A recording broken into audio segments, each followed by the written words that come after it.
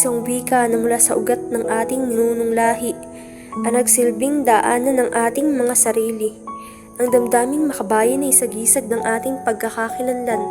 Wikang Filipino ay masigla noon, ngunit ngayon, unti-unti na nga itong nawawala ng liwanag.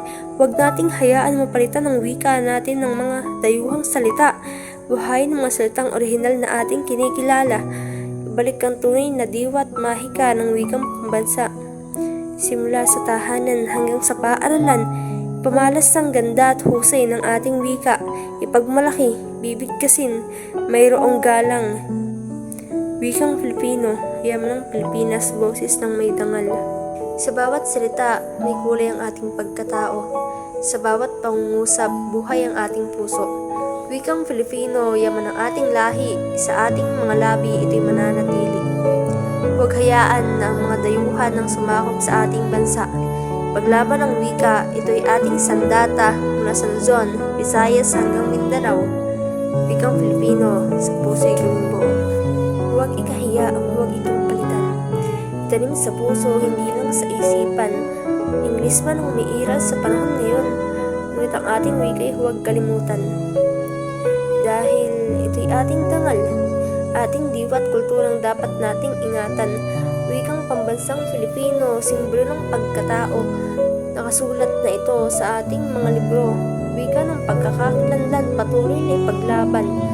Huwag hayaang matangay ng banyaga ang wikang ating minamahal. Sa gitna ng agos ng wikang dayuhan, tila kumukupas ang sariling pagkakakilanlan.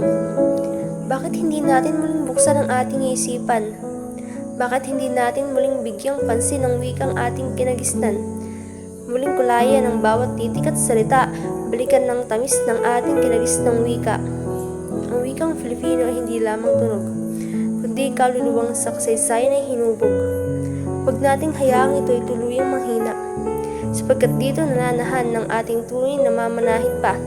Balik ang tunay na diwa sa bawat pahayag upang sa kinabukasan, pagka Pilipino'y laging mamamayagpag. Isang tahimik na salita dala sa puso ng makata, sinusulat gamit ang tinta, puso ang papel na nakataya. Minsan sinisigaw, minsan binubulong sa hangin, iba't ibang emosyon ang nakatago sa bawat binibitawang letra.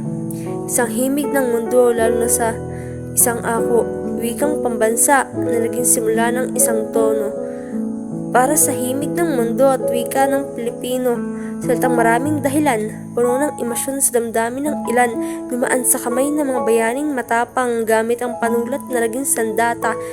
Sa pagsigaw ng katapangan, ito'y wikang pambansa na ating dala.